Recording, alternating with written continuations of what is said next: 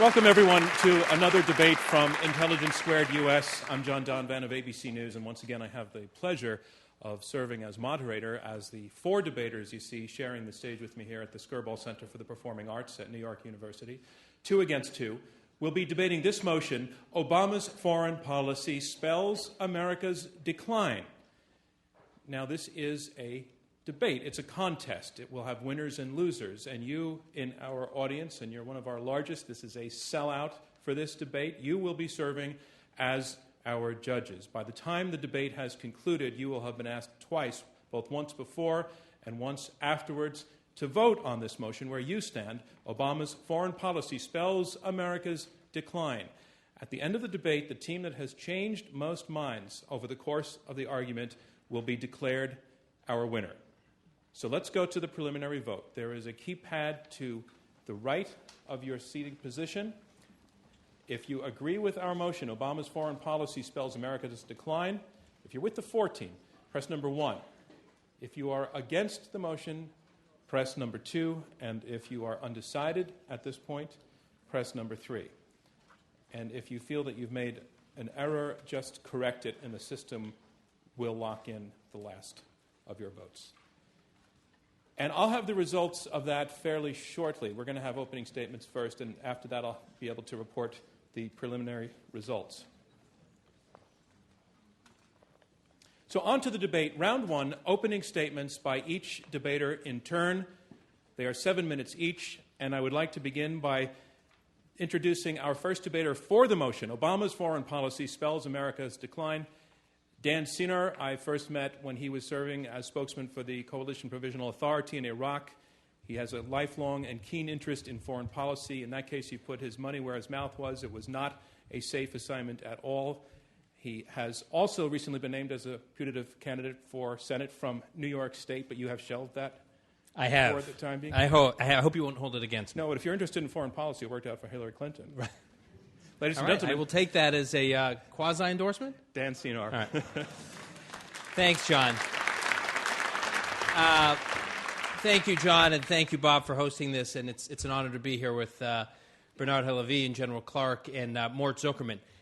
One caveat before I make my presentation: I'm not here tonight to issue a sweeping critique of every decision of President Obama's foreign policy.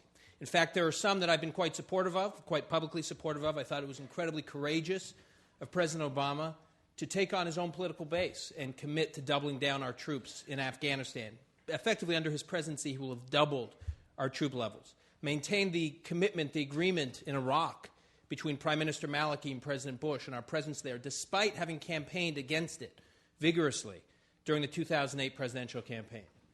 Nor will I issue a sweeping defense of the foreign policy decisions of President Obama's predecessor. There are some decisions that President Bush made that I was very supportive of, and some that I've been critical of. What I'm here to do tonight is try to focus this question, along with my friend Mort here, who come at this issue, by the way, from different perspectives. He was a public supporter of President Obama. I was not. But we both have deep concerns about America's power in world affairs today, America's status in world affairs today. And whenever there has been a prospect of American decline, as we think there is today, one of the shock absorbers, if you will, to prevent that decline, or at least slow it down, has been an enlightened understanding among Americans about America's role in the world, about American power. And the secret is, not so secret of secret, is that it's not just about American power. It's sort of an enlightened understanding of American power. It's about America as part of a liberal international order, about America as a builder of a democratic world order.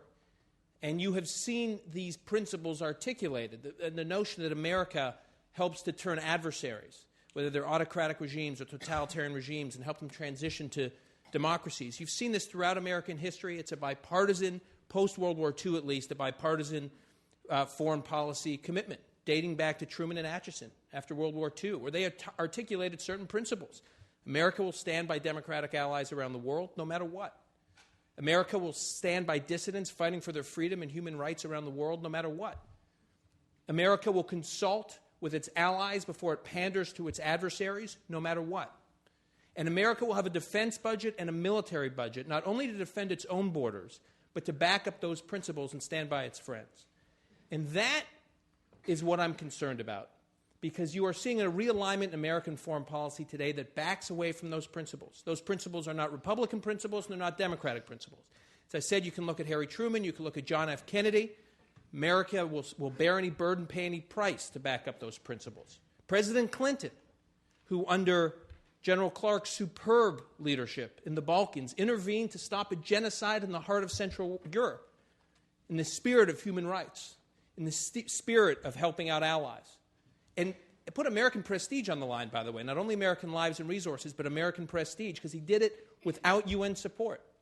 President Clinton enlarged NATO, was willing to bring Central and Eastern European powers into NATO and not let Russia's ambition for hegemony in the region hold those countries hostage. This is a spirit you've seen throughout our foreign policy, transcending party lines. There have been exceptions, obviously, the Carter years, part of the Kissinger years. And today it's more than just a flare-up. Today it's a realignment in U.S. foreign policy. You are seeing a strategic decision by this administration to basically send a message to our friends and allies around the world that they can't count on us. For a very good reason, the administration would argue, because we are in an effort to reach out to new quote-unquote friends. We're trying to turn over adversaries. And in so doing, we may have to compromise our historic friendships. Look at this is just not an abstract discussion. You just look at where we are in the world today. Iran is closer to having a nuclear bomb today than it was a year ago. This isn't hyperbole. This is a fact. Despite pleadings from our friends and allies in moderate Sunni Arab regimes in the Arab world and leaders in Israel. This is a fact. Leaders in Eastern and Central Europe were completely off guard when President Obama announced a unilateral revoking of our missile defense agreement in the Czech Republic and Poland just a few months ago, all in an effort to reach out to Medvedev and Putin in Russia. Lech Walesa, who personifies the appreciation and the gratitude that millions of people around the world feel for America standing by the principles I spoke about earlier, said after Obama announced that decision, after his administration announced that decision, he said, "This just shows you can't count on the Americans." Lech Walesa. Nicolas Sarkozy, the president of France, has called the president's foreign policy naive. And in the UK, where they talk about the symbol of a special relationship, the U.S. has had a unique relationship with the UK going back to Churchill and FDR, and certainly in the past 30 years, that special relationship between Reagan and Thatcher, President George H.W. Bush and Thatcher, President George H.W. Bush and John Major, Clinton and Tony Blair, and President George W. Bush and Tony Blair. And yet, it's an open discussion in London. The special relationship between the UK and the U.S. is in jeopardy. Gordon Brown, former Prime Minister Gordon Brown, had made 5 requests to have a one-on-one meeting with President Obama and couldn't get them to answer the phone. He wanted to meet the UN, he wanted to meet the G20. This is enormously embarrassing to the Brits. And Secretary Clinton, when she was in Argentina in March, she called on the British to reopen negotiations with Argentina over the Falklands, a wound that was in the process of healing 30 years ago, and she ripped that scab off. A country, to do this to the UK, a country that has shed so much blood in its alliance with America, and today has 10,000 troops in Afghanistan serving with us. So I would simply say that American alliances are in major jeopardy around the world. I think the message has been clear over the last 15 or 16 months that it's a darn good time to be an adversary of America, and it's a pretty crummy time to be a friend and historic ally of America. And the moment our historic alliances and friendships believe that they cannot count on America and its fidelity to the principles of Truman and Atchison, America truly will be in decline. Thank you, Dancino. Our motion is Obama's foreign policy spells America's decline, and speaking first against the motion, Wesley Clark. You've just heard him complimented by his opponent for his service leading NATO forces in the operations in Bosnia. He's the former NATO Supreme Allied Commander Europe. Again, a lifelong public servant who made a very credible run for president in 2004, actually winning primaries along the way. Although General, it occurs to me that had you won, these guys might be blaming you for America's decline right now. So maybe it worked out. Ladies and gentlemen, Wesley Clark.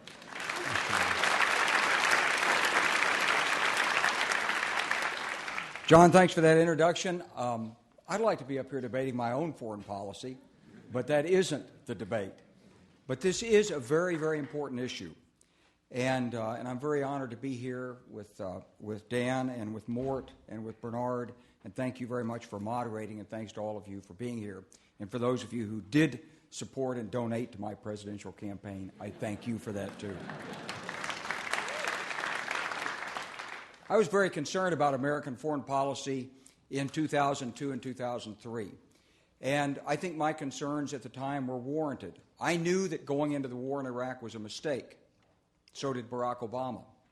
We couldn't stop the administration from going in. I testified in front of Congress. I warned. Of course, we knew our armed forces were going to do great. Why not? We've been practicing and building for it for years and years and years. It's the war that everyone expected to fight.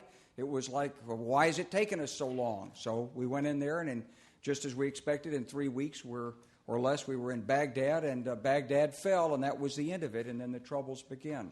The truth is, when we're talking about American foreign policy, it didn't begin on the 21st of January 2009.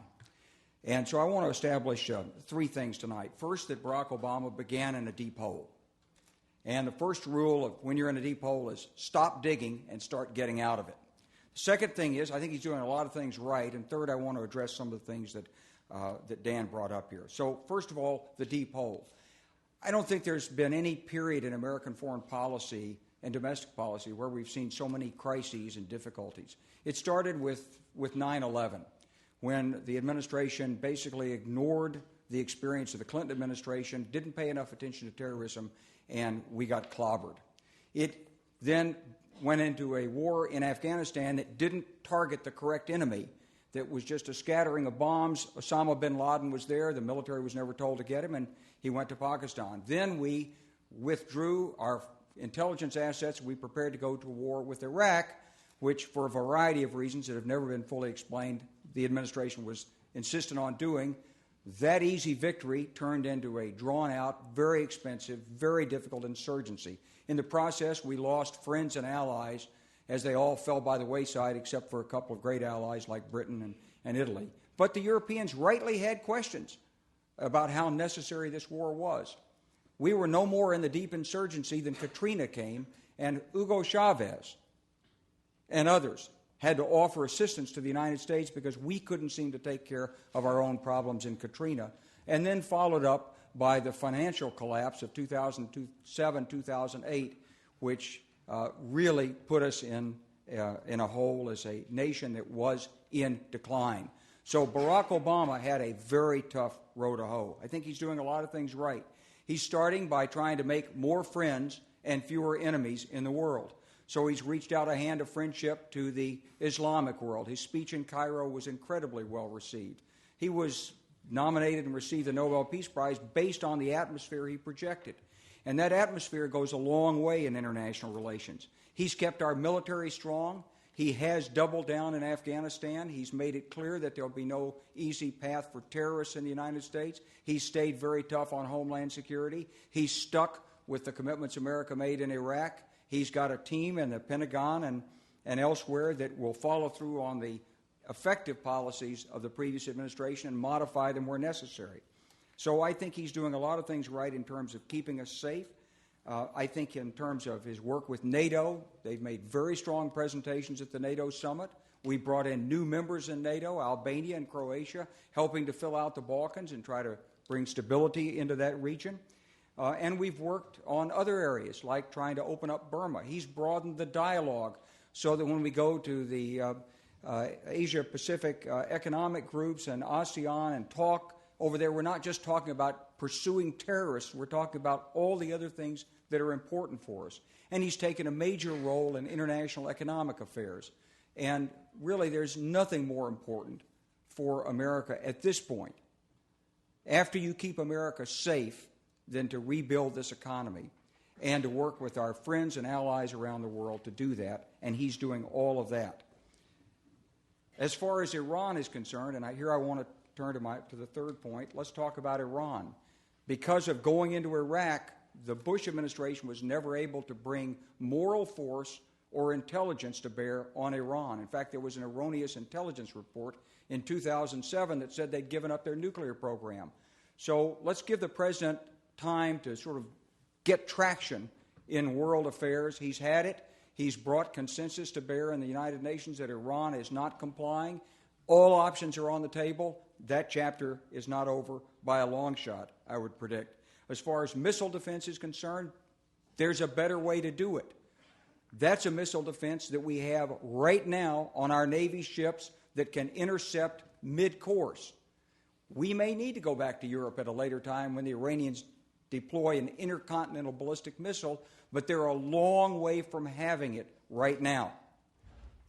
Inside Eastern Europe, the policy of putting the missile interceptors and the radars on the ground had adherents, but it also had opponents. And what Barack Obama has done is focus on the essential element, which is the rationale for putting those interceptors in place and the radar in place, and that was to deter and reassure vis-a-vis Iran. And that's exactly what the policy that he announced will do. Our Navy can do those intercepts. We do have that capability, and it will be much more effective against Iran than the system that was being placed in the Czech Republic and Poland. I can't comment on what President Sarkozy said about Barack Obama's naivete. I'll leave those kinds of personal comments aside. But I think what you do have in the president is a man who is experienced in the world, a man who looks at the other side as well as what his own feelings are, someone who's running a pragmatic, non-ideological policy, someone who's shown he's tough, he's hard-headed, he means what he says, he's going to take America and lead us forward. I think you have to vote no to the idea that President Barack Obama's foreign policy spells America's decline. That's a no. Thank you. We are halfway through the opening statements portion of this debate. I'm John Donvan of ABC News, serving as moderator. We have four debaters, two teams of two, who are fighting it out over this motion: Obama's foreign policy spells America's decline. You have heard the first two debaters, and now on to the third. I would like to introduce Mort Zuckerman, who is chairman and editor-in-chief of U.S. News and World Report and publisher of the New York Daily News. And I know that you're wounded tonight. Do you prefer to sit or... Well, we appreciate that in pain and with cane, you made it here. Ladies and gentlemen, Mort Zuckerman.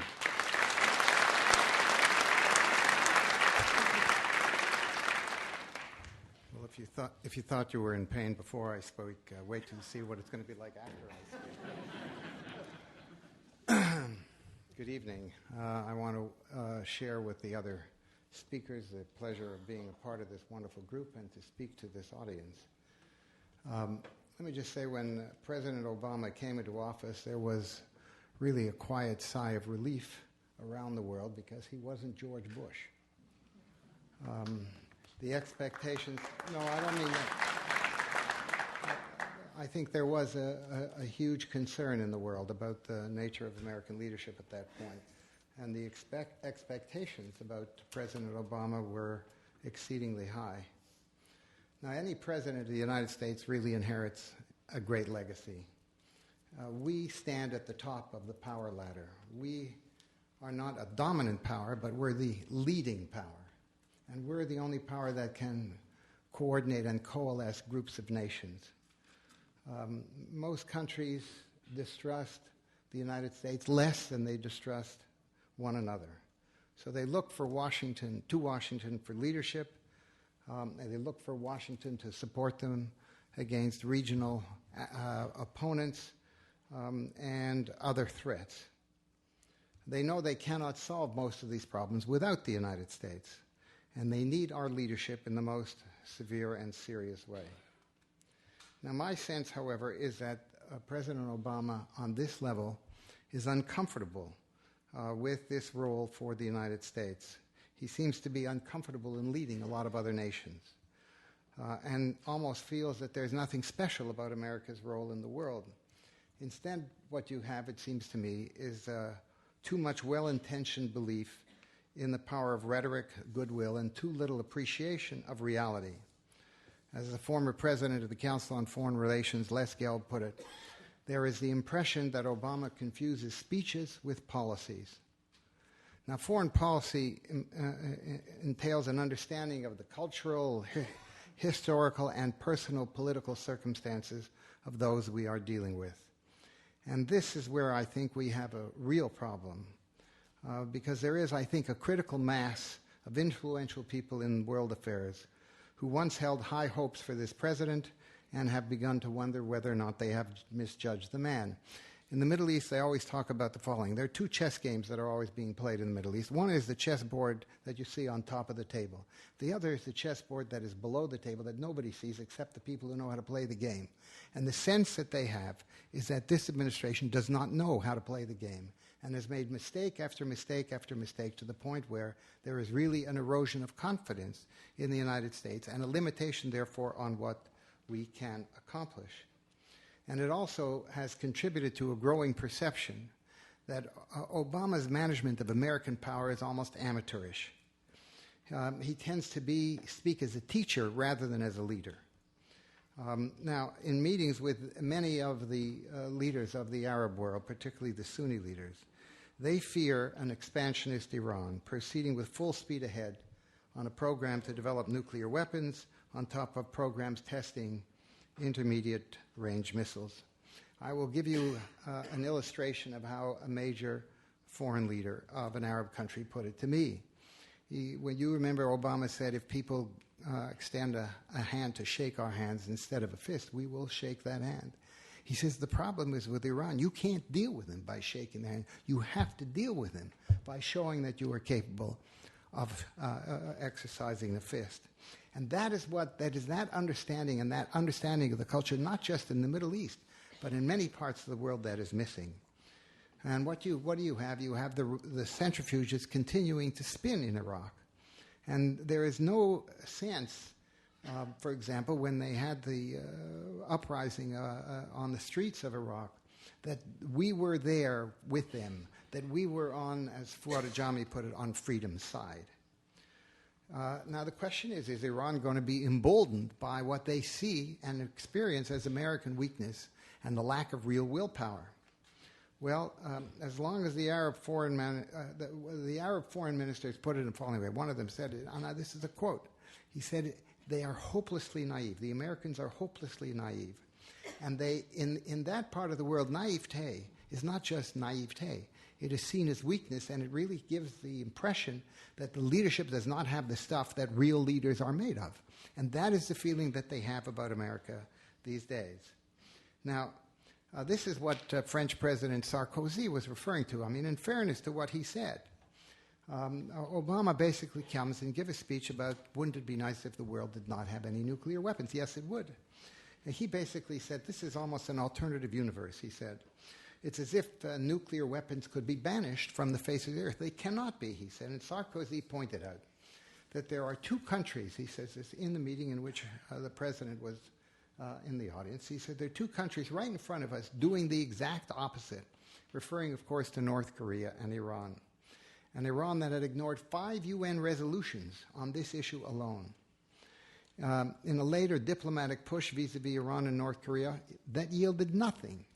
Sarkozy said, we are right to talk about the future, as the president was referring, but we also have to worry about the present. And here you have these two countries, members of the United Nations, who are pursuing exactly the policies that we find inimical. We've got to find some way to deal with the present, he said, and not with the future. In fact, he pointed to the president, looked at the president and said, this is not the real world that you are talking about. This is the virtual world. Now, this is in the full presence of many leaders of the United Nations in the audience, and a French president says this to an American president. You have to admit that the world is upside down when the French president sounds much stronger than the American one. And this is what it seems to me is what we have to address here. Now, I can add to those things. You've heard the references to when Obama withdrew the promises of ABM defenses to two countries in Central Europe, perhaps thinking that he might appease Russia into abrogating their patronage of Iran's nuclear ambitions. Well, frankly, this has obviously failed. And now in Central Europe, there is the fear that the United States may no longer be a reliable guarantor of their security. Mort Zuckerman, your time is up. My time is up. Well, Thank that's you very very helpful. much. Let me just, if I may, just close, okay? I just want to say one thing about this. What we are talking about here is an ability to play the game and an understanding of how to play the game and play the game well and effectively. That is what I see as lacking in the Obama administration, and why it makes me feel that we are on the decline. Thank you. Our motion is Obama's foreign policy spells America's decline. And our final speaker, I'm very pleased to say, is a European. Given that we are speaking about foreign policy, I'd like to introduce Bernard-Henri Lévy, French philosopher and public intellectual. I would love to see the business card that says philosopher and public intellectual. He has written extensively about the United States, very often in positive tones, and he is here tonight to argue against the motion that Obama's foreign policy spells America's decline. Ladies and gentlemen, Bernard-Henri Lévy.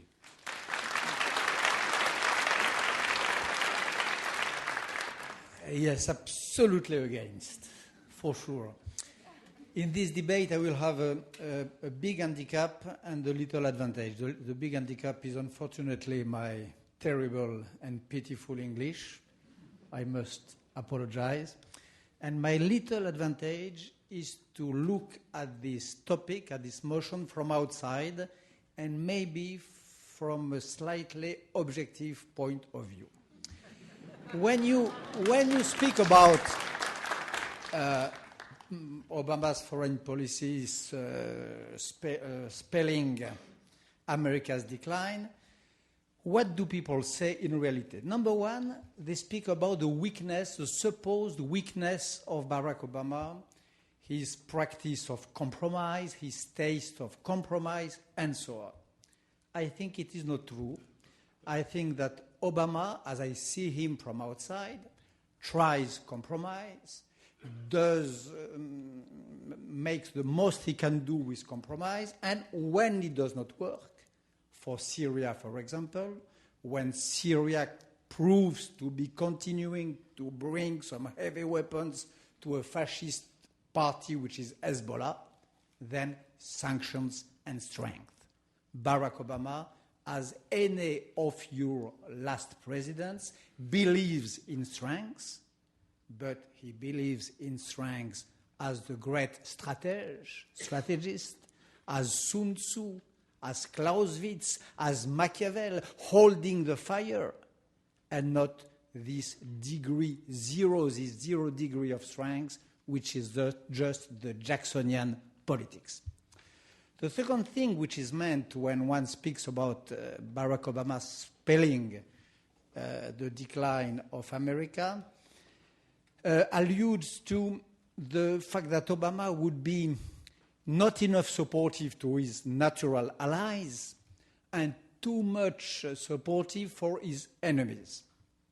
I don't think so at all. I just believe that he does what a foreign policy must do.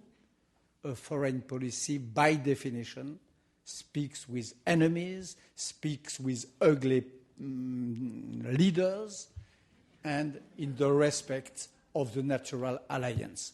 I happen to be one of the Europeans who have had the chance to speak with Barack Obama about Israel 6 years ago, before he was even candidate. And my feeling, again, from outside, is that to say that Barack Obama would be not supportive enough to the old natural allies of America is just untrue. Number three, the reproach which is criticized, which is done to Barack Obama, is that he speaks a lot and acts not enough. I'm not sure that he acts so little. I have one personal experience, rather recent, in Afghanistan. I was there in the Uzbin Valley with some of your guys embedded in an American unit, and I saw that the strategy of General McChrystal, endorsed by your president, is not so bad and is producing some real results on the ground. But this be put aside, it is true that Barack Obama speaks a lot, but why does he speak so much? He speaks because he knows that foreign policy has changed its stage, that the new stage of foreign policy has new actors, and especially one new actor. Not only the chancelleries, not only Sarkozy, not only the big leaders of the world or the little leaders of the world, but the public opinion. Barack Obama understood that to have a real foreign policy supposes to address directly the world public opinion, that it is the only chance to achieve some real results, as he did, for example, with the speech of Cairo. Another criticism which is done to Barack Obama is to admit too easily the rise of new powers and the subsequent diminishing of the American influence. Power of Russia, power of China, and so on. But again, who is really spelling the decline?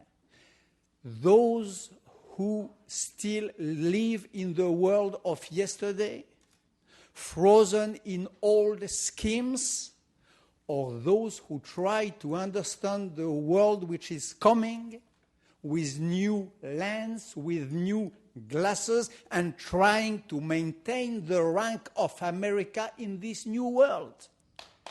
Barack Obama just knows that China is becoming a big power. He just knows that Russia is an actor, defreezing itself from the old Stalinist era. He knows that he has to deal with that, and he does. And the last reproach which is done to him is about exceptionalism. I read that often, that Barack Obama is getting rid of this old American creed, which is exceptionalism. And why? Because he apologized for Abu Ghraib, for Guantanamo, for torture, and so on. I believe the contrary. I believe that only the dictators never apologize. And I believe that when you apologize, it means that you believe in your creed, that you believe in your values, and you believe in their superiority. Barack Obama, more than ever, believes on the house shining on the hill, and that's why I vote no on the motion. He does not spell American decline. Thank you, Bernard-Henri Lévy. And that concludes opening statements for this Intelligence² debate. So here's where we are. We are about to enter into the part of the debate where the debaters address each other directly, and we also bring in you, the members of the audience, to ask questions. The way that we'll do that when we come to the questions is if you raise your hand and I find you, there will be ushers with microphones. They'll bring a microphone to you. We'll ask you to stand if you're a member of the news media or have any other relevant or interesting affiliation. We'd appreciate it if you would share that with us. And when you get the microphone, if you can hold it about that far, fists distance away from your mouth so that the radio broadcast will be able to hear you. Now, before the debate, we had you vote on where you stood on our motion. Obama's foreign policy spells America's decline, and we now have the results of that vote. Before the debate, this is where it stands. 23% of you are for the motion, 45% are against the motion, and 32% are undecided. That's where it stands now. At the end of the debate, we'll have you vote once again. And the team that has changed the most minds during the course of the argument, it will be declared our winner. So now on to round two, where the debaters address each other directly. We have here at the Skirball Center for the Performing Arts at New York University two teams of two, Dan Senor and Mort Zuckerman, who are arguing that Obama's foreign policy spells America's decline. They have made the argument that President Obama has snubbed old friends. On the other side, Wesley Clark and Bernard-Henri Lévy, who have made the argument that President Obama is setting out to make new friends. What we're really talking about at some level in terms of the person of President Obama is the matter of respect. Does the world respect him? And I want to put that question to both sides briefly. First to the team for the motion. Is President Obama respected, and is it the right kind of respect? Mort Zuckerman. Well, I'm going to speak with a French accent, if you don't mind.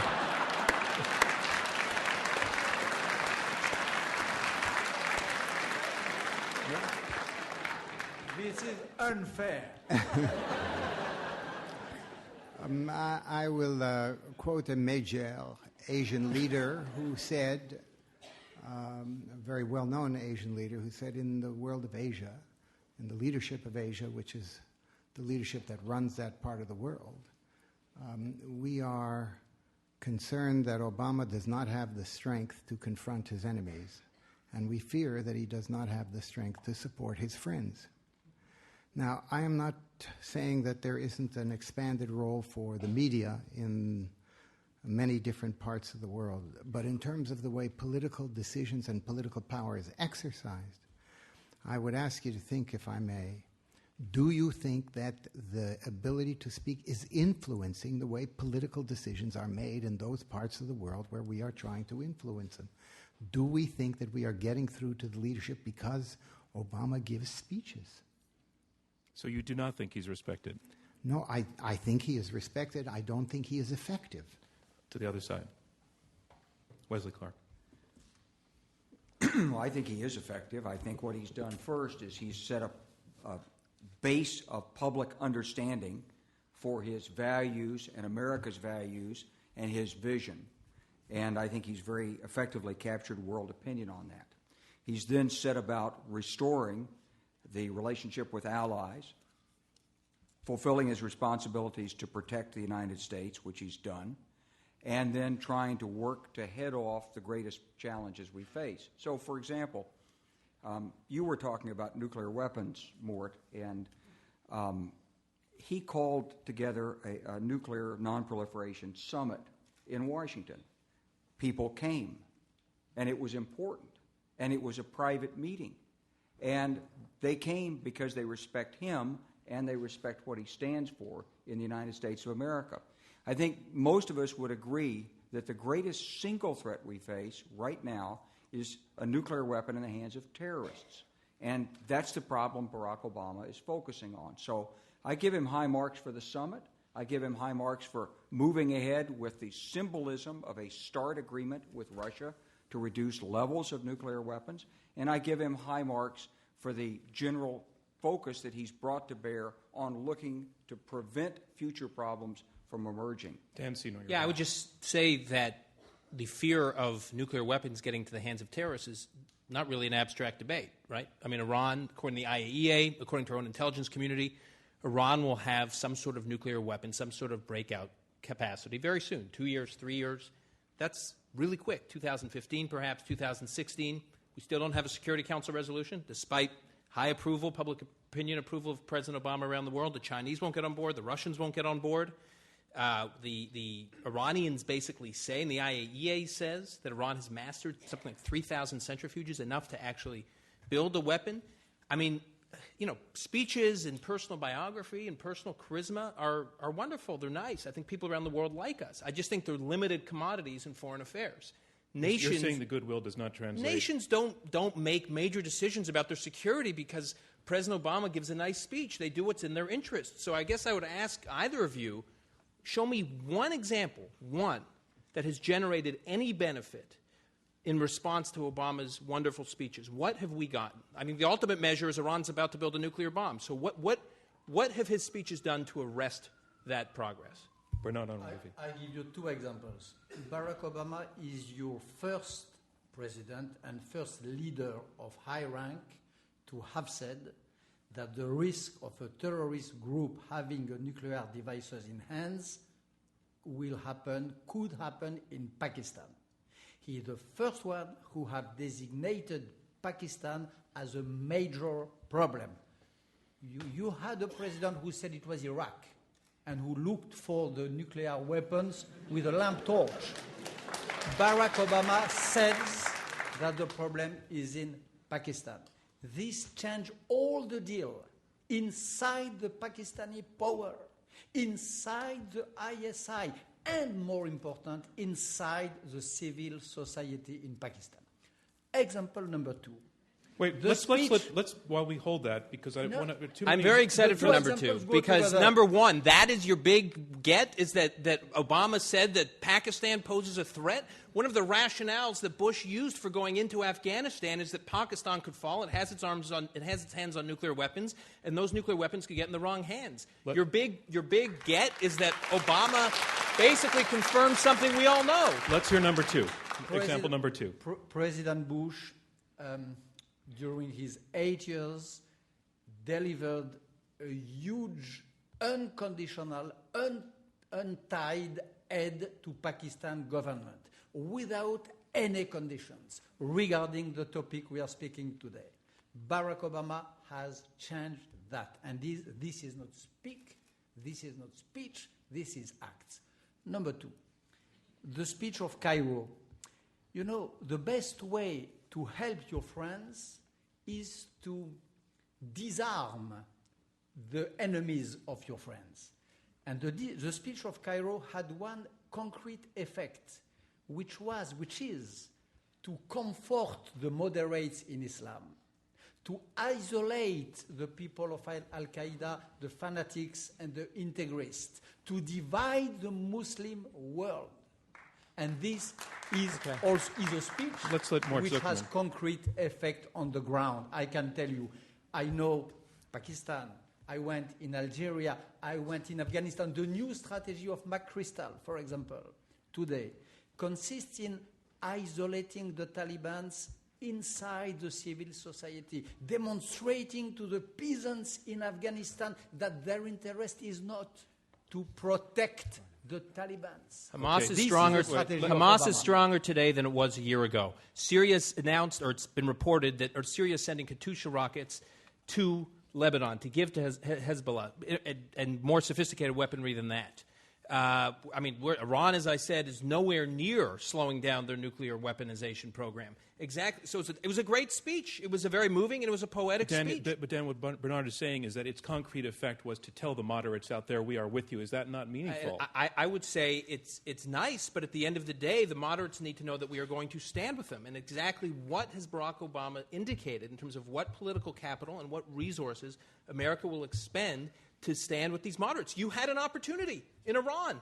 There was a bona fide dissident movement almost 1 year ago today. They were saying, where is America? Throughout modern history, as you know, Bernard, because you've been very active on these human rights issues, America leaders and American presidents have put a spotlight on dissident movements, whether it was the anti-apartheid movement in South Africa, whether it was the Soviet dissident and refusnik movement in the former Soviet Union. The oxygen for these movements is America keeping a spotlight on it. Our president was silent. Wesley Clark.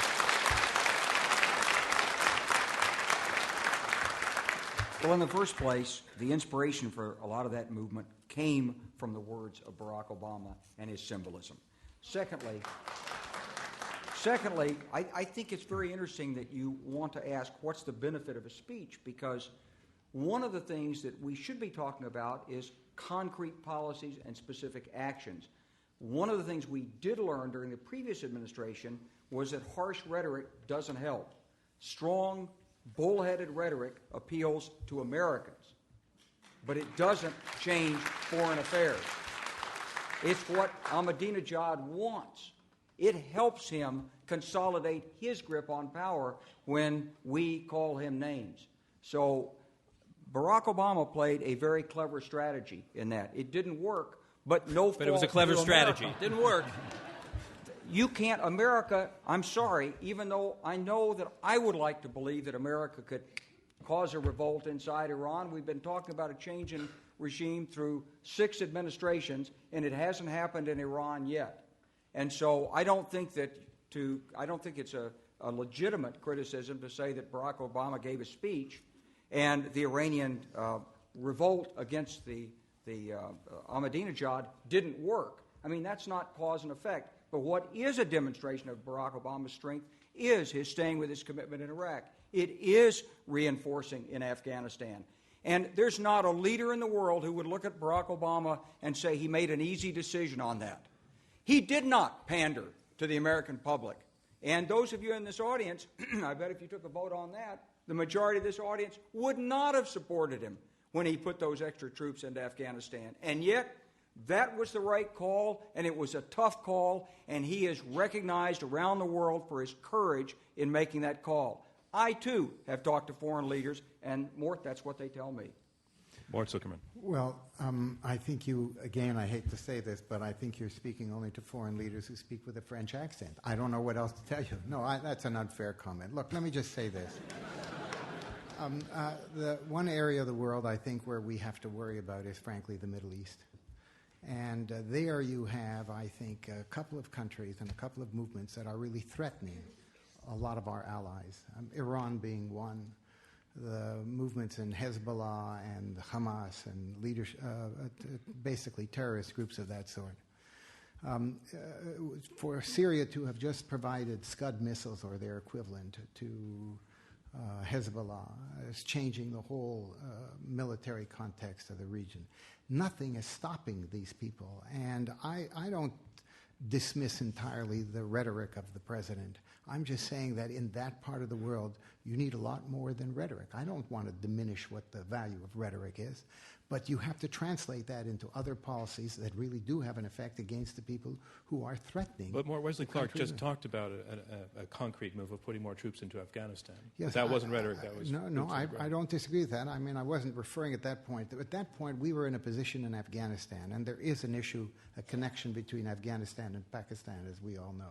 If there was a rationale for going into Afghanistan, it is to make sure that Pakistan does not collapse, because they do have 120 or whatever the number of nuclear weapons they have, and that is the worst thing that would happen if they fall into the wrong hands.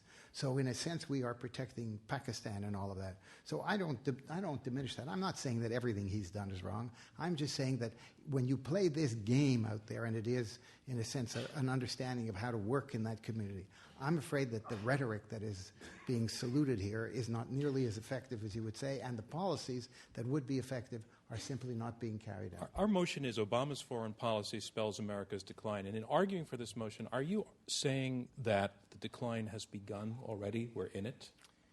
Dan Senor. I think the prospect of decline is real. We are in an early stage of it. And what is decline? And it can be arrested.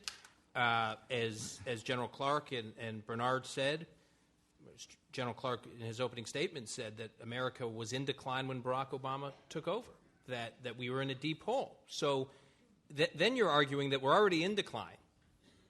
And the question is now, is Obama slowing it down? And I would say that when you have a situation where leaders around the world, allies of ours, historic allies, are openly calling us naive and questioning our commitment and our loyalty, that will spell American decline, because we can't do this on our own. And I want to ask a question. You know, I agree with you that George W. Bush was extremely, I'll be the first to admit, unpopular around the world.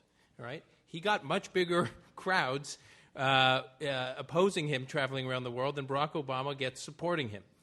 But one thing President Bush did have is very deep relationships with leaders. Aznar in Spain, Harper in Canada, Howard in Australia, Blair in the UK, Sharon in Israel. Putin in Russia. Hold on. That was an enormous mistake. And by the way, he basically stood by Georgia when Georgia went to war with Russia because of Russia's provocation. So that was a big mistake by Bush, and I'm glad he ultimately agreed to move off that outreach to Russia. But you look at these leaders, Blair, Berlusconi, Howard, Harper. These leaders stood by Bush through thick and thin, even though their populations despised him. I ask you to, now tell me one leader today that has that kind of relationship with Barack Obama. One leader around the world that is so moved by his speeches and so moved by this press release he put out saying that Pakistan has terrorists in it. Point one leader that is willing to stand by him and who he has a very close alliance. Just one. I think it is because of my French accent, but you did not get what I said, I suppose. So I will repeat.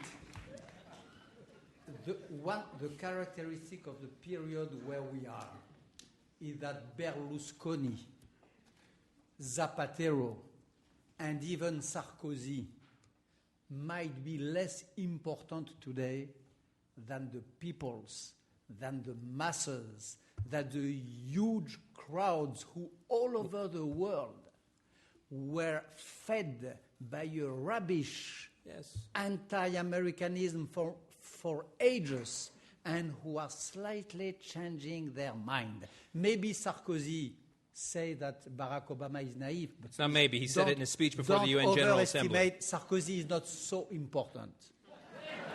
More important than Sarkozy is that you have, as you know, an annual poll judging the big leaders of the world. And Barack Obama, the last poll 2 months ago, arrived at 46 or 48. So, Dan, those polls don't make policy. Governments make policy, and there's not a Those single polls government make policy. that's Yes. willing. It's Yes, very because nice. They cheer. They applaud for him. Tell me History is one not leader. made- Bernard, one leader. History is not made by Berlusconi. No. History are made by real people, suffering people, losing their houses, suffering for terrorism, being fed up by fanaticism. This is the real actor of history. And in front of these people, Barack Obama is much more popular than has been I think your this is an three important last clarification. presidents. Are you basically I conceding think that? the question you're asking, Dan, is a naive question. And I'll tell you why. The inner Sarkozy in you. And I'll tell you why.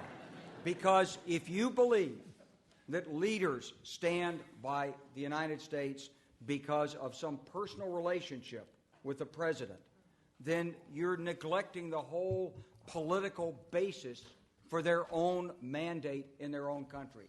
So if you you just made a sweeping charge. Can I just say if you could scratch very deeply on someone like Prime Minister Blair, and nobody's managed to scratch very deeply on him yet, he would tell you that he was trapped by his early support of the Bush administration in Iraq. He has defended it and defended it and defended it because that's what political leaders do. But if you talk to the people who were around him at the time and were there, and all of a sudden we jumped in without a second UN Security Council resolution, he thought he could influence President Bush the way he could influence President Clinton. He signed up on his team. He jumped in there, and it turned out there was no influence at all. But political leaders act for their own survival. That's what motivates political leaders. Berlusconi, Blair, all those people saw they had to hang on to the commitments and the statements they had previously made. They couldn't back away from them, not because of their great respect for an American president, but because of their own domestic politics. So, Wes, put this in terms of Obama's presidency in 2 sentences. Its relevance for Obama's He's going to presidency. make smart policy decisions. He's going to bring the people of the world with him. He's going to moderate the domestic opponents around the world of our policies. It's going to make it easier for foreign leaders to agree with and support us. So, Dan, you need a shot back at this because these have been 2 arguments against your point that the personal relationships are critical. I want to be clear here. It is true that political leaders make decisions based on their domestic political situation. In fact, several of the leaders I cited lost their elections because of their commitment to standing with the United States under President Bush. 2, security matters. It's probably security matters to, I have a slightly less cynical view. Security matters to these leaders, in many cases more than politics. And it was because, not of some personal, emotional relationship that they had with President Bush. I'm sorry if my American accent, I wasn't able to make my point clear. Their sense of loyalty to President Bush was because of his commitment to them and his commitment to the security of their countries, which is what they ultimately care about, and his commitment to security abroad. And those leaders were willing to go to the mat, even if it meant risking their political careers, to stand with him. You say Tony Blair was trapped. To this day, Tony Blair is out of office. To this day, he defends the decisions he made. So I come back to you. You say policymakers don't matter when it comes to policy? I mean, that's the most inverted metric I've ever heard. Policymakers make policy. And I don't see a single policymaker in the world today, despite the millions of people who have this affection for President Obama, which I think is heartfelt. I don't see a single policymaker that is willing to stand up and go toe-to-toe and lock arms with this president. And I think if they believed he was committed to them, that you'd have a different outcome. Okay, I want to move on to Bernard. I want to move on to some other topics because this can go on forever, and I do want to move on. I want to, and I say that with respect, but it's beginning to circle. I want to go to the audience for some questions. If you raise your hand, we'll bring up the lights a little bit more so that perhaps I can see. But before we do that, I just want to go to a specific example to put this in more concrete terms, and I would like to talk about China. Dan Senor, take on the president's performance in China. It was stunning. I've never heard such unanimous criticism of a president's visit to China from across the political spectrum, from the left and the right in the United States. It was a humiliating experience. The Chinese were allowed to censor his speech on the ground. The Chinese were allowed to choose who could attend the speech. Students, as you know, many students were kept out. And he left China with no concessions from the Chinese. Normally when presidents go, even if they intend to somewhat humiliate the president, they at least give them a couple of crumbs to leave with. We didn't get anything. Here we are today. Iran is on the cusp of developing a nuclear weapon, and China still won't support sanctions on the UN Security Council, still won't support sanctions. By the way, they won't support sanctions in Sudan. They won't support sanctions anywhere.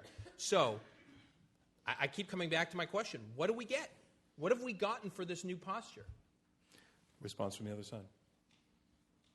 Wesley First Clark. of all, I'm not going to go into the details of the president's trip to China, except to say that our relationship with the Chinese is one of mutual need. We need them, they need us, and he's working to define that relationship in the most constructive way. Now, whether or not China ultimately supports sanctions on Iran in the United Nations is not going to be the decisive factor, I would predict, in this president's decision about what to do about Iran. So a lot of the case that has been made by the other side is predicated on hypothetical decline. Hypothetically, Iran's going to get this. Hypothetically, Barack Obama's not going to do that, or something of the sort. I don't think the record demonstrates that. I think what the record demonstrates is a very systematic working with other nations and preparing the ground for what's going to be a very difficult decision. But I think Dan Senor was also talking about process, and his point was also that the president's trip left the impression of weakness. Well, he certainly did. And what's more, I think there was a widespread sense within the Chinese leadership that he was weak. This was the worst visit of any president that has been made to China. And it is a critical country, whether or not they support what we want to do vis-a-vis Iran or not. We came out of that with a greatly diminished sense of prestige or status or whatever, these are things that are very important in Chinese political culture. And to deny that is to deny really what happened. That was the reality of it. You can argue why it happened. I think it was very poor staff work on the part of the president's team. But whatever it was, it worked out in the worst way. They did not understand how to play the game with the Chinese. Bernard-Henri Lévy. My impression was not the same. I think that there is two ways of considering the relationship between America and China. One way, which probably would have been the way of another president, is conflict, opposition, revival of Cold War. We have an enemy. We have a new bipolar world. We have to win this battle. Cold War is still alive. This would be one way. The other way is to say that there is a partnership, that there is a new order of the world, of which the Chinese are real partners, economical partners, financial partners. You know better than me, I'm not an economist, that they own a huge quantity of American bonds and so on. The impression which was released, which was delivered by Obama's visit, was the impression of a historical relationship, of a real partnership, of a new ground, a new departure for a relationship based, of course, on different visions of the world. A totalitarian regime on one side, the embodiment of modern democracy on the other side, but nevertheless a constructive partnership. And for this, we have to thank Barack Obama to have given this impression. Let me go to some there questions. is some road to be done still, of course. The road is not over, is not the end. That is Gentlemen on very the aisle. optimistic vision of what happened on Barack's visit to China. I don't think there is a single. I haven't seen, and I've read most of them, maybe not all of them. I haven't seen a single person who understands what goes on in China who thought that was a successful visit, that in fact we came out with an enhanced relationship. Quite the opposite. It was a diminished relationship. You can give any interpretation you want to it, but I really cannot accept that description of what happened. Sir. My name is Eric Edelman. I'm a retired Foreign Service officer and former Undersecretary of Defense for Policy. I'd like to direct a question to General Clark, but before I do, I'd like to associate myself with the comments that Dan opened the debate with about General Clark's service as Supreme Allied Commander. During Bosnia, I was the U.S. Ambassador to Finland at that time and was proud to be working by his side. But I do have a somewhat critical question about the comment you made with regard to the administration's phased adaptive approach for missile defense announced last September in Eastern Europe. Putting aside the rather unfortunate timing announcing the decision on the 40th anniversary of the Soviet invasion of Poland to the Poles, the phased adaptive approach, 8 months on, still has not got a deployment plan that the Department of Defense has been able to describe to the Congress. They can't say how many Aegis ships with the SM-3 Block 1A and B missiles will be deployed, where they'll be deployed, will they be deployed in the Black Sea. And these are important questions given that the CBO study of missile defense Eric, described I just want to ask you to translate yourself slightly. Yes. Slightly. I mean, this is a pretty smart audience, but I just want to ask you if you could find a slightly more generic way. The question is, the general said that the phased adaptive approach the administration is deploying will provide greater capability.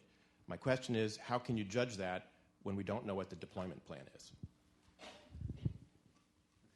If you know what the capability of the Aegis cruisers is, what the missiles are, and what they could do when deployed there, then you have a pretty good appreciation for what it can do to protect the nations in the region when those ships are deployed. Now, like you, I haven't seen the plan. I'm not in on the classified planning, and I don't know why it hasn't been released, and I can't defend it. Should it have been released? Should it have been out there? Should it have been briefed to the allies? Well, we could discuss that. I don't know whether it should have or not, because I'm not on the inside of the policy-making apparatus. You're raising valid questions, and I'm sure that the administration has thought of those questions. I hope they have answers to them. They should. Gentleman in the blue shirt. My name is Stu Weiss. I'm a physician here in New York. My question is for the people on the for side. I want to go back to Europe for a moment. So just yesterday, the European Central Bank decided to support the euro and to do one of the biggest bailouts in, I think, modern history of several European countries. That was in spite the objections of Germany and several other countries. And the New York Times reported today that their objections were overcome in large part because of the actions of the administration and President Obama. Does that not show that he is still a significant influence in Europe and still projects some strength among our allies and friends in Europe that they could overcome their reluctance and bail out and support the euro? Yes, I would say that it does show that there is influence on the part of the president in terms of issues like this. What we are also contending with, and let's be candid about it, most of the debt of these countries is in the hands of the European banks. Were those banks to go under because they didn't work out a plan, you would have had a major economic catastrophe in Europe, and it would have spilled over into the United States. Our own economic policies, I might say, leave something to be desired too in terms of building up deficits as far as the eye can see that are going to really transform the economic wherewithal with which this country has been the bulwark of freedom in this world. and it's going to be a growing problem for us. But to have Europe collapse at this point, the United States had to put whatever influence they could to bear on these decisions, and I'm glad they did, and I'm glad it worked out, because otherwise we would have had a major collapse. So Mort, you give good points to the White House on this one? Yes, absolutely, I do. I don't think that everything the White House does is bad. Well, don't get me wrong on that, but I think on this, Fair absolutely. Enough. Fair enough. Ma'am, let's let the microphone come to you. Thank you. Hi, how are you? My name is Kamini Kandika Abdul, and I'm a resident of New Jersey. In terms of policy changing and making, this question is for Dan Senner. I think President Obama has some say in the world and policy changing, specifically in Afghanistan and the treatment of women sexually. I noticed in the news that there was a new policy change. So how do you equate what's a benefit in policy changes versus a deficit? And just to clarify, you feel that his statements had impact? Oh, I do feel that he has some of an impact because he's against. Right. Okay. He's against the old policy of women and sexuality in Afghanistan. Right, but you think it's not that it's just being well received, but you think it's actually having an effect. Well, it did actually have an impact. They changed the law, and okay, that's what I wanted to nail down. Dan Senner. I am the first to credit the president on some of the progress in Afghanistan. What I'm saying is it doesn't compensate for a complete realignment of U.S. foreign policy in every other corner of the world. So it is very important what you just cited about women's rights in Afghanistan. At the same time, the government of Russia, with whom this president celebrates a reset of relationships, is engaged in a fierce political repression of opponents, is murdering journalists. Putin is probably going to run for president in 2012 again. That's what it looks like. Dissident leaders like Boris Nemtsov, who I hosted when he came over here from Moscow about a year and a half ago, couldn't get any hearing inside the administration. Iran.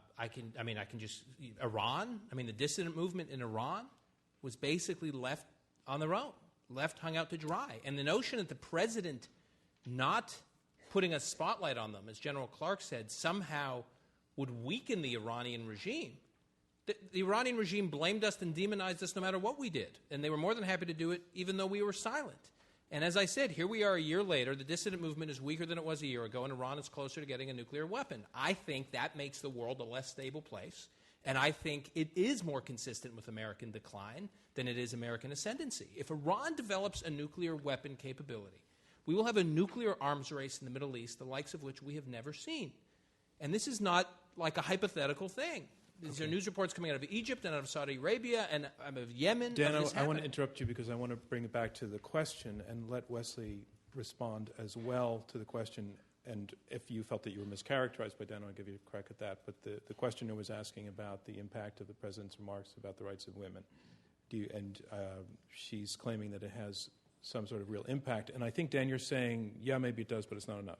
Yeah, it's important. It just doesn't compensate for a foreign policy framework. I accept what Dan says. It is important. It's certainly not the whole plank of our foreign policy. It's an example of how a statement by a leader can have an impact. I agree that, and the question of Iran is hanging over our president as the judgment of his foreign policy. Before he was elected, he did go to Israel, and he did speak to AIPAC, and he made very clear he would not tolerate Iran having nuclear weapons. Every candidate did that, both parties. So this is something that he's worked on assiduously. The administration's very well aware that this challenge is coming up. They're laying the groundwork to take effective action. And, the verdict of history will await. He's going to have to make the call.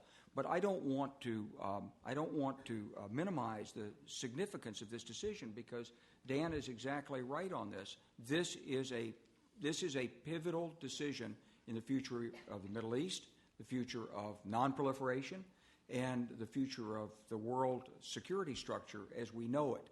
And that's why he called the Nuclear Nonproliferation Summit. That's why he reaffirmed America's commitment that we undertook in the Nuclear Nonproliferation Treaty to eventual nuclear disarmament. That's why he's working to line up the support of public opinion. And it's moving in our direction, China notwithstanding for their own personal and economic reasons. So at this point, this is one of those decisions that's going to have to be made at some point. But it hasn't been made. The time hasn't come yet to make that decision. And I think, the whole world will await the outcome of the President's decision on this. So your question wasn't about Iran, but precisely in this sense. But I want to move on. But you got us into an interesting area. Sir, yes, you're pointing to yourself, and if you can stand, thank you. You were the only one doing that. Thank you. My name's Matt. I'm from Brooklyn. My question is directed at Mr. Zuckerman.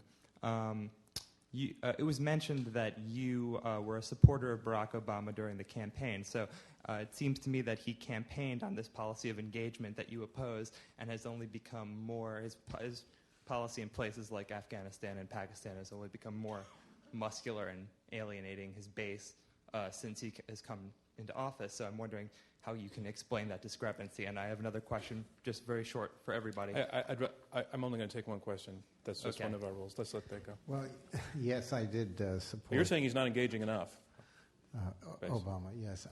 I'm saying that engagement is not enough to deal with the issues that we have to deal with. Not in Iran, frankly, not in the Soviet Union, not with China, and not in the Middle East. I'm not dismissing engagement. It's just not enough. And as I say, the view that so many of them have is that they don't think he is going to be tough enough to deal with the issues that really have to be dealt with in a tough-minded way. I hope that they are wrong, and I hope that I am wrong. But the evidence so far, frankly, is not encouraging. And frankly, when you deal with those people, they are not encouraged. I mean, this is not something that I'm making out of thin air. I promise you that this is what they are saying and what they are very concerned about.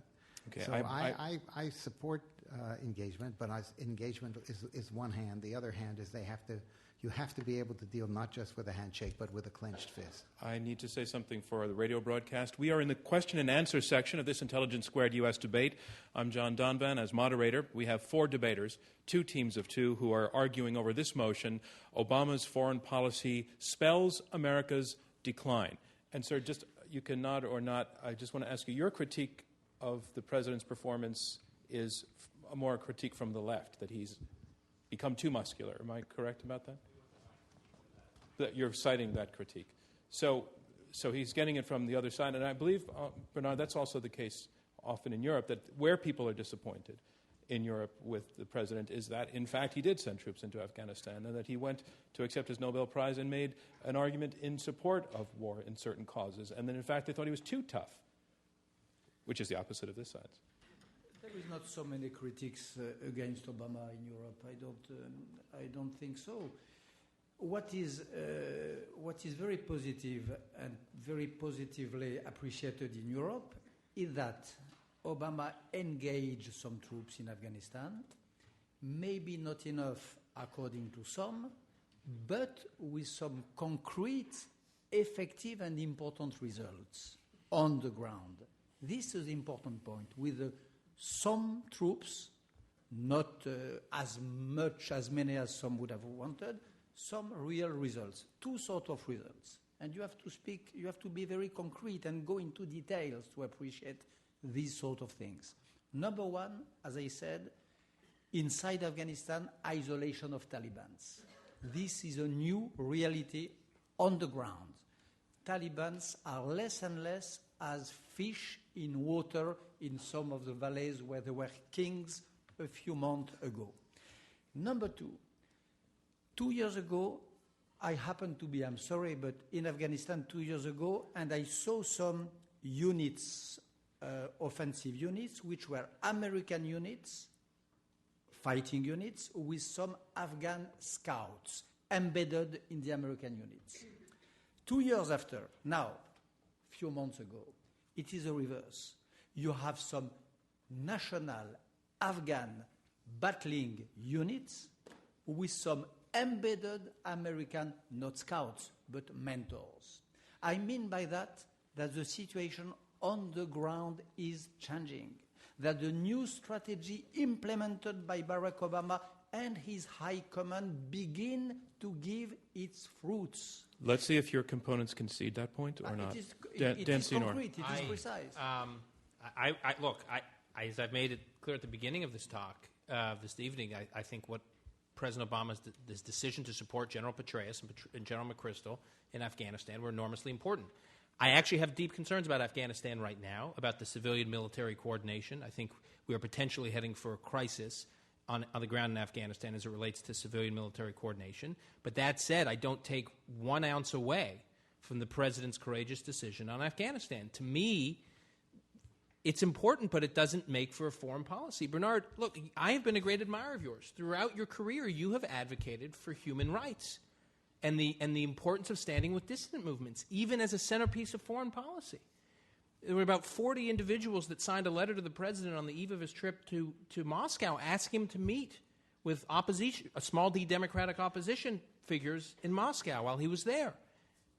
Only one leader from the left in the United States signed it, the head of Amnesty International USA. And as one left-wing blog commented, it's a sad statement of the state of affairs that human rights has so been subordinated as a principle in our foreign policy that if someone from the left wants to advocate for human rights being an important part of a president's visit to Russia, to China, to any of these places, they have to sign a letter with a bunch of neocons like myself. It's a sad statement of affairs, and I'm amazed that you are giving him a pass. The question of human rights is also a question inside Islam. Today, the real shock of civilization is inside Islam, between Islam, democratic Islam, and integrist and fanatic Islam. In this battle, which is the most important battle of the moment, Obama and his team and Clinton are playing a major role in separating the two, in isolating the fanatics and the integrists from the moderate, in saying to the moderate Muslims that they are no longer our enemies, that we are on their side, that we are facing the same problems, and that we are sharing the same values. This also is human rights. So why didn't he and say the that? women, Whoa, Bernard, and the why didn't women he in say that? Afghanistan, Why didn't he give in that Pakistan, why didn't and he give all that over the speech? Muslim world listened and heard the message. Can I ask you a question? Why didn't he give that exact speech you just gave when the dissidents were rising up in Iran?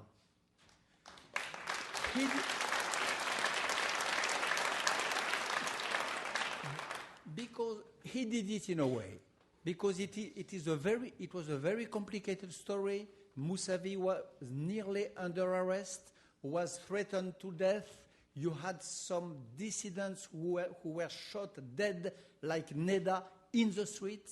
And there was a very responsible attitude to have in front of butchers. Ahmadinejad is not a president, he is a butcher. And I think that the concern of every responsible Western leader was to avoid in Tehran a Tiananmen.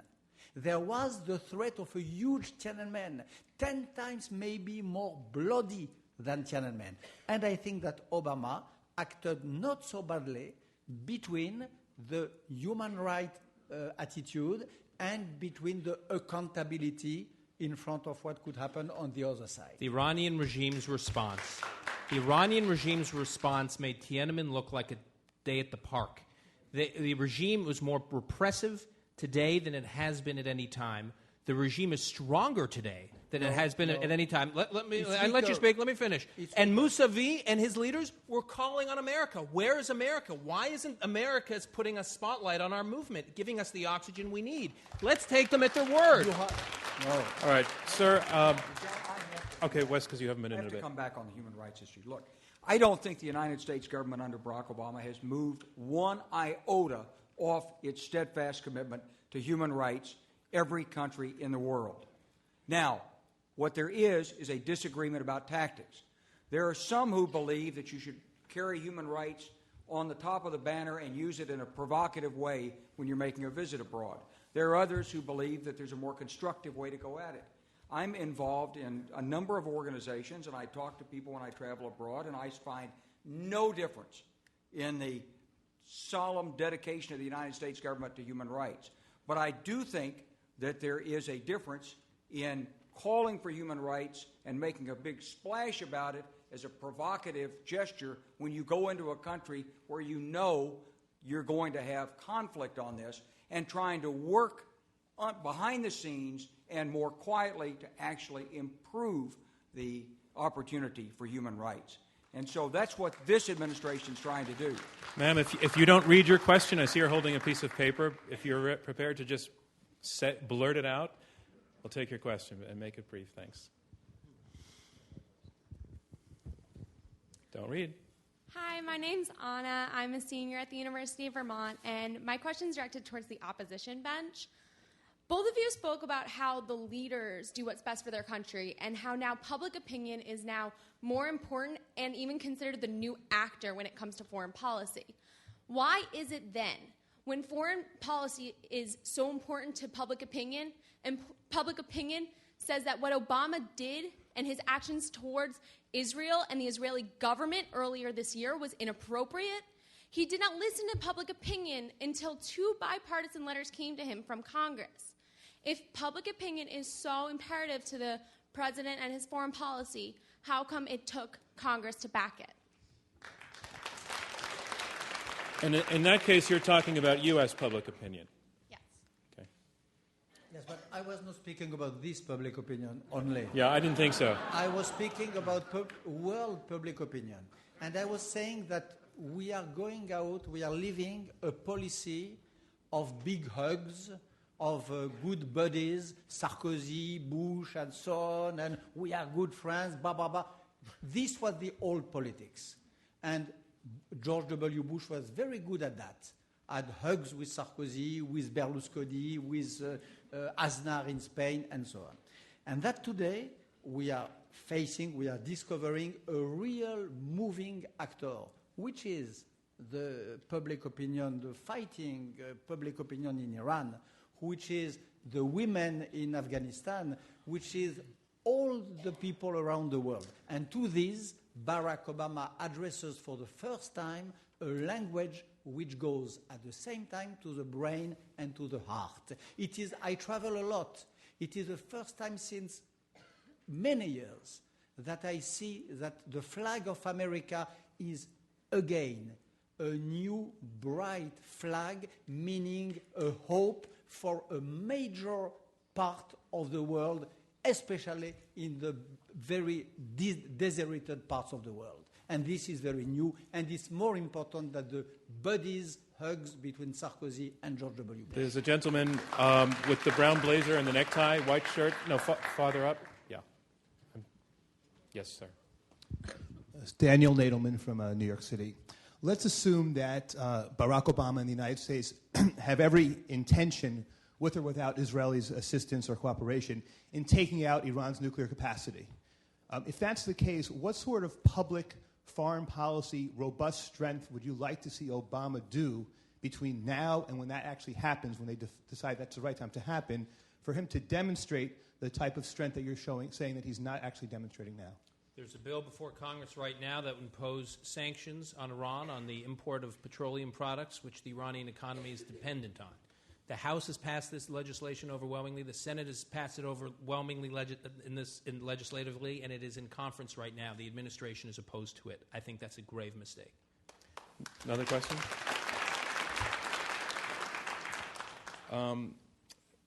Because I haven't gone to the dark section near the camera up there? Yes. Yeah, you're pointing to yourself again. If everybody points to yourself, you can all stand up. Can you just step down a little bit into the brighter light so that we can see you and the camera can see you? Thanks. You just come out to the aisle.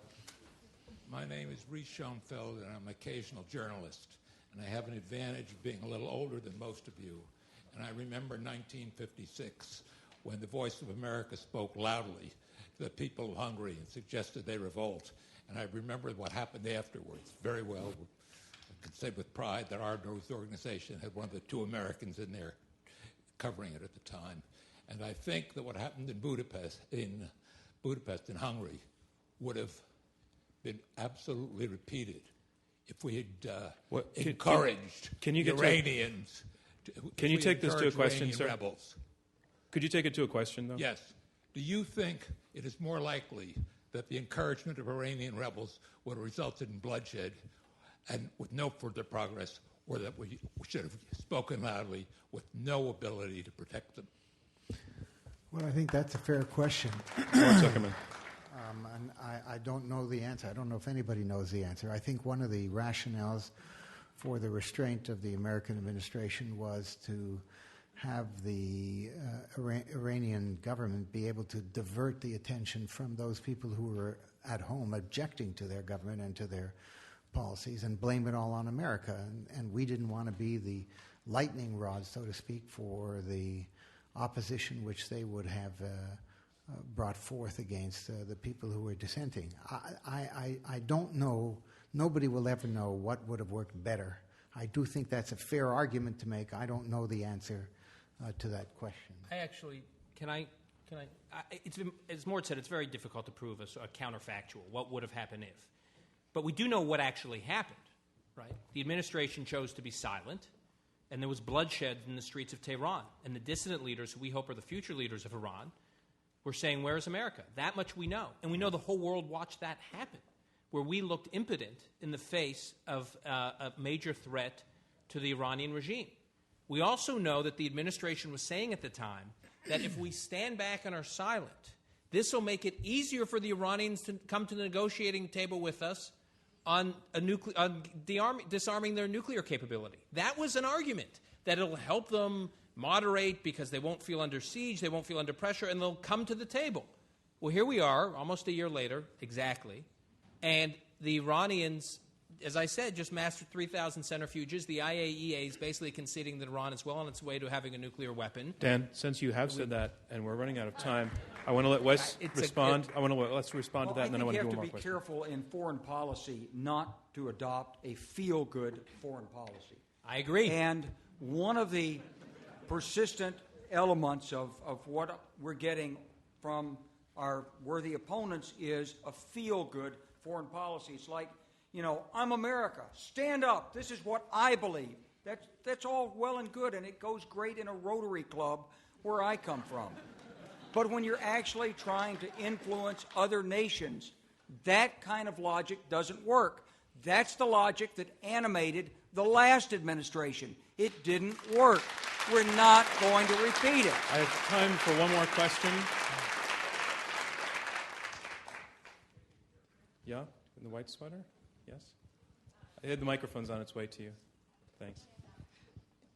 Devin Cross. I just would be curious as to both sides, General Clark and Dan Senor, in the business of what America signals its intentions to be. The imposition of the deadline of withdrawal in Afghanistan, how comfortable you would have been fighting under that, and likewise the same for you, sir. So I understand the question, how comfortable am I that we're going to start withdrawing in 2011? Well, the question is how comfortable you would have felt with a deadline in prosecuting a war against an enemy that was imposed by political. Well, I wouldn't have been comfortable if we put a 2011 deadline on getting out of it. I mean, you're dealing with a problem that has to be worked. It's not a mechanical process with a machine. So there are other actors involved, there's other intentions. In my view, most of Afghanistan is actually about Pakistan. And therefore, we've got to take the right actions, not only in Afghanistan, but also in Pakistan and the Pakistani system. Yes, ma'am, because this is Osama bin Laden in Pakistan, the Pakistani Taliban in Pakistan, and we cannot put a large American force in there and do it directly ourselves. It's a nation of 170 million people. It's simply beyond the capacity of the armed forces. So somehow we have to use action at a distance, diplomacy. Efforts in Pakistan are done by drones and intelligence agencies and a lot of other effort. So that's not amenable to a hard and fast deadline. I wish it were, but I'm concerned about what's going on in Iraq. I hope that what Bernard says is right. I know the policy makes sense, but these policies are incredibly difficult to execute. And so when Dan says he's worried about it, I'm worried about it too. But, I think our president has made the right decisions thus far. He's shown strength. He's shown resolve. He's shown proper planning and a deliberate planning process. And we've got to hope our men and women in uniform and our diplomats and our Congress will do the right thing to help do our part on this mission. And that concludes round 2 of this Intelligence Squared U.S. debate. So here's where we are. We are about to hear brief closing statements by each of the debaters in turn. They will be 2 minutes each, and that is their last chance to change your minds before you vote for the second time. So to remind you of your vote on our motion when this debate began, the motion being Obama's foreign policy spells America's decline. Before the debate began, 23% of you agreed with the motion, 45% of you disagreed, 32% were undecided and here to listen. And we will have you vote again in a few minutes after closing statements, and the team that has changed the most minds will be declared our winner just a few minutes from now. But first, round 3, closing statements, and speaking first against the motion, Wesley Clark, retired 4-star general, former NATO Supreme Allied Commander Europe, and senior fellow at UCLA's Berkel Center. Well, I guess the first thing I would say is that the power position of a nation is dependent on not only its military, but its economic strength and its political processes, its decision-making, on a whole host of factors. And Barack Obama took over a nation. I'm not going to label it decline. I'm just going to say it was in a hole.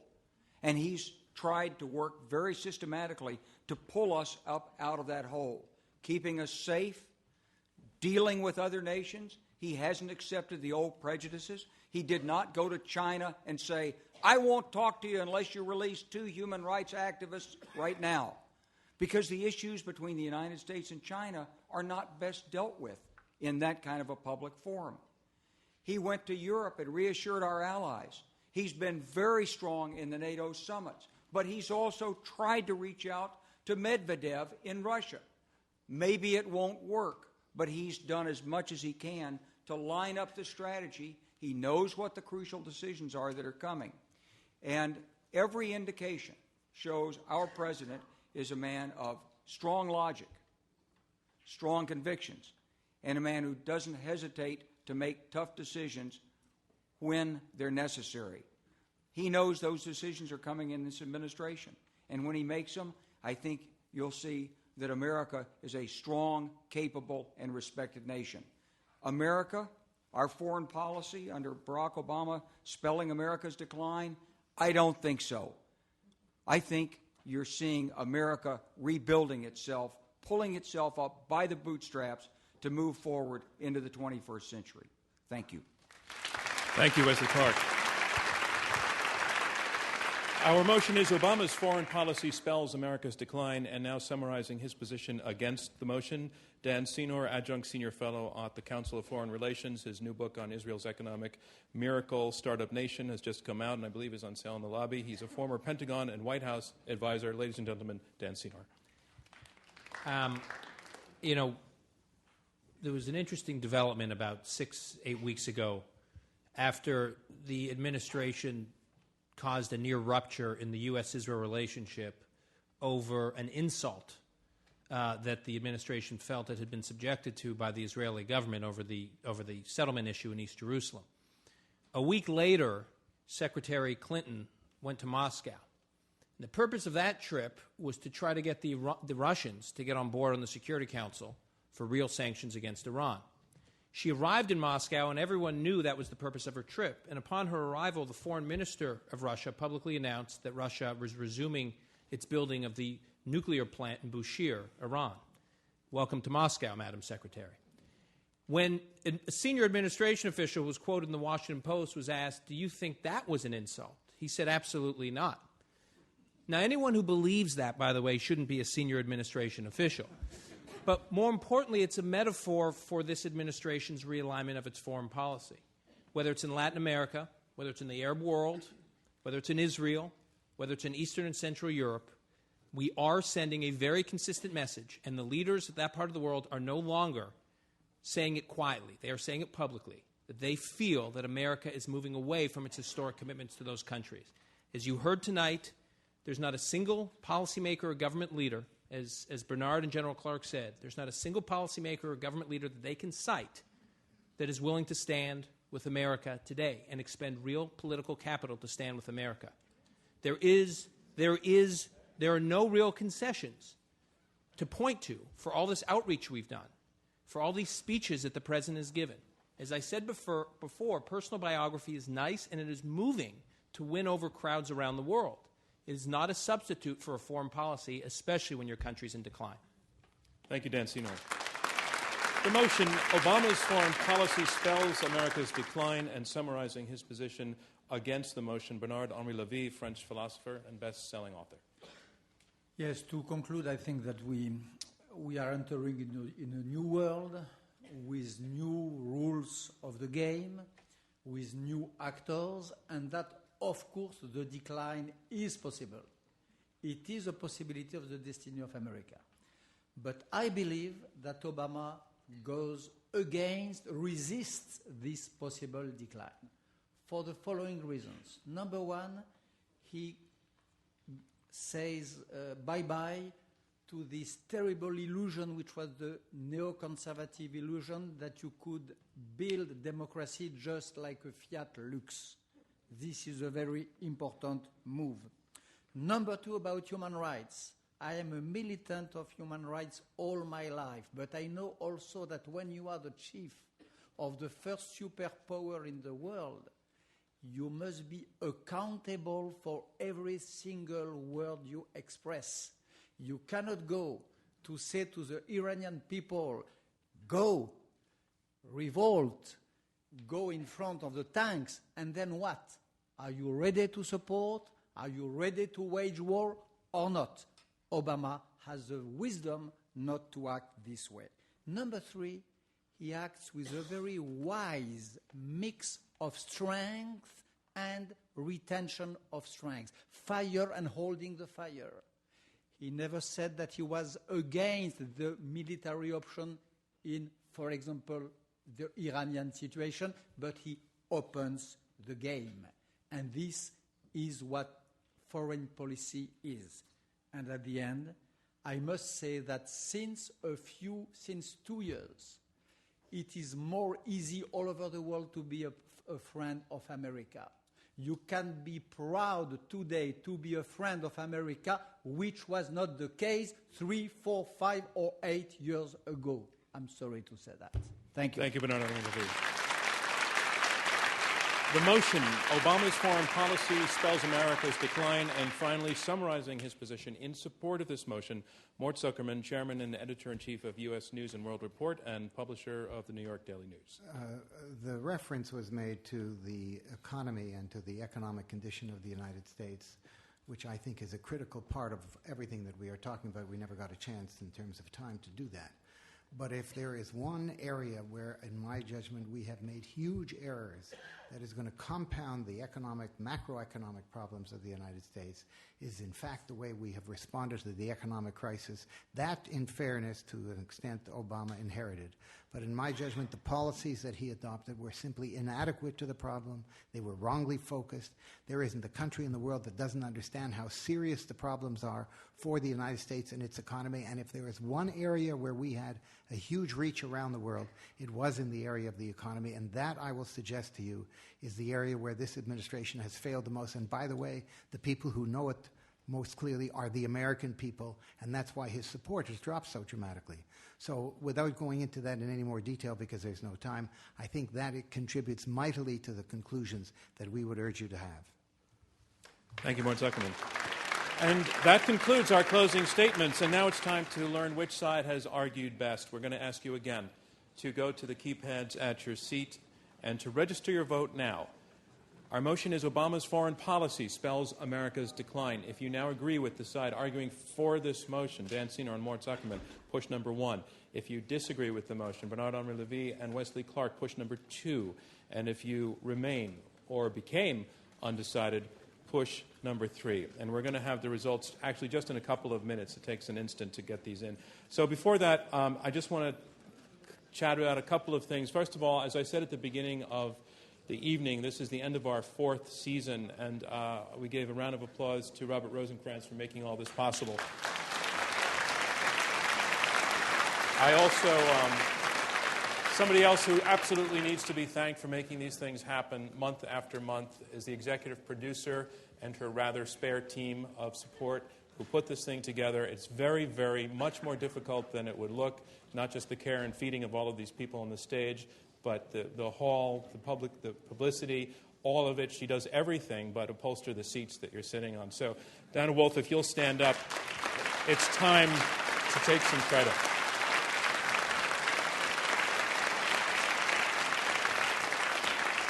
And finally, in light of tonight's debate, I just think it was one of the most intelligent and high level that we've had. I want to thank all of our panelists for this. A special thanks goes to our venue, Skirball, and our partners, NPR, Bloomberg Television, Newsweek, and everyone who has supported this fourth series of debates. On Tuesday, June 8th, Intelligence Squared U.S. is traveling to the Newseum in Washington, D.C. It's the first time that we are holding a debate outside of New York City. The motion is the cyber war threat has been grossly exaggerated, and it will be debated by top cybersecurity experts, including former NSA Director Vice Admiral Mike McConnell. Tickets are on sale through our website now, so everybody get to Washington. We'll see you there. We will be back here at the Skirball in the fall. We will be debating topics that include the rights of terrorists, same-sex marriage, bank reform, religion, and profiling at airports. To receive updates and ticketing information, make sure to visit the Intelligence Squared U.S. website and sign up for our mailing list. And dates are already listed in tonight's program. All of our debates, as we said at the beginning, all of our debates can be heard on more than 220 NPR stations across the nation, and you can also watch all of the debates, including this one, on Bloomberg Television.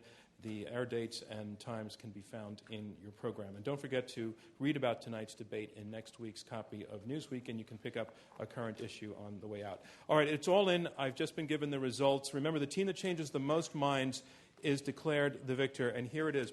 Our motion, Obama's foreign policy spells America's decline. Before the debate, 23% of you were for, 45% against, and 32% undecided. At the end, 34% are for the motion, 58% are undecided, 58% are against, and 8% are undecided. The team against the motion carries the night. Congratulations to them. Thank you from me, John Donvan, and Intelligence Squared U.S.